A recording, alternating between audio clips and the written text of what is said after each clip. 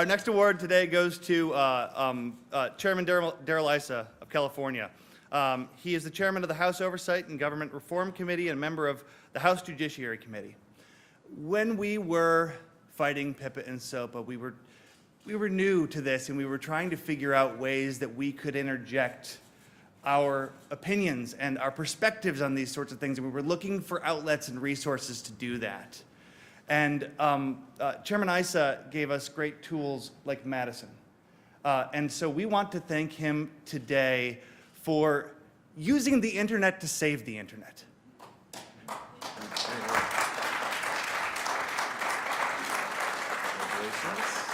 You're wearing a tie, so we can do the photo op. Ouch, Christian. You know, I may be underdressed, but I'm actually overdressed for this industry. Exactly. Here you are. I note Michael Petricone is in the audience, so he remembers the days when our group at the Consumer Electronics Association, where we bet hundreds of thousands of dollars in Las Vegas on the future of our company, we were typically in matching polo shirts, bowling shirts, or something that had Viper all over it. So the fact is, appropriately dressed is all relative, and you look just marvelous. It really is a pleasure to still be connected to the real world, not just by the internet, but by the people who come to Washington. So that's really why it's always a pleasure to have an opportunity to say thank you for honoring me, but also thank you for the work you've done to keep myself and my staff informed. To voters, I say employed. But the reality is that America is so disconnected from its government. And Madison, you mentioned very kindly, Madison is where we're going to, through a nonprofit, because the government's too stodgy and stupid to do something like OpenGov in-house. We are going to continue pushing for the American people to have a direct voice. And I believe that's where everything you do, but also everything you believe in, can be defended.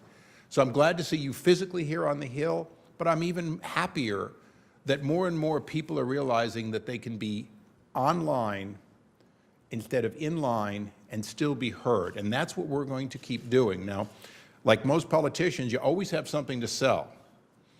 We're doing IT reform in the government. And I hope we succeed, and I hope that we do a better job. I hope we open the opportunity for greater use of open source. I hope we open the opportunity for better purchasing and for better opportunity for innovation. But I will tell you one thing, we're using Madison because we want everyone to tell us how we do a better job. And for everybody here, I need your help. The fact is, some of you do business with the government, some of you don't. Some of you wouldn't touch doing anything with the government for good reason. But the fact is, the government has to do a better job, and we're only going to do it when people who understand how you get to innovative solutions, how you stop having countless billions of dollars in programs that go on for anywhere from 2 to 15 years and then get announced a failure and the money gets written off.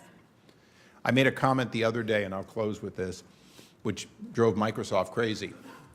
But I just noted that if you take the amount we spend on COTS software, like Microsoft Exchange, or any number of other products, and then you look at what it costs to produce that initially, you realize we spend more every year than the original software budget was to create these innovative solutions.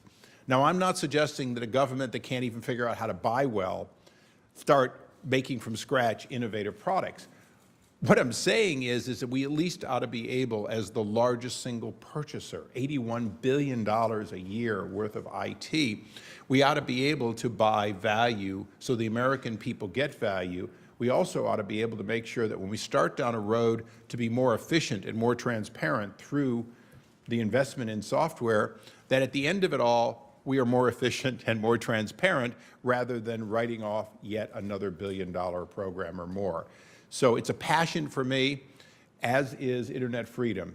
And Ron Wyden, Senator Wyden left, but I remember Chris Cox and his constant fighting for internet freedom and to stop internet taxation, to stop something from being grabbed by the government quickly or grab back in some ways from the government quickly so as to take advantage of other people's innovation and then starve that innovation as a result. So thank you for being here, and thank you for your engagement under SOPA and PIPA, but also your engagement every day since. I appreciate it, and I'm really honored to have this award.